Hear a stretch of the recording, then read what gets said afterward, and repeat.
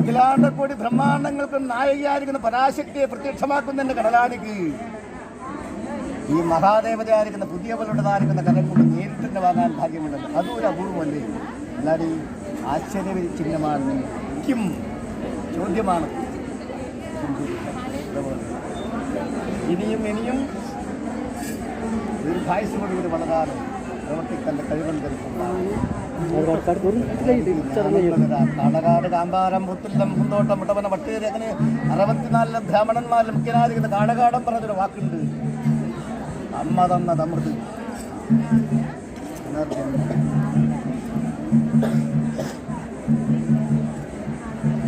ധനം കൊടുക്കണം കൊണ്ടാ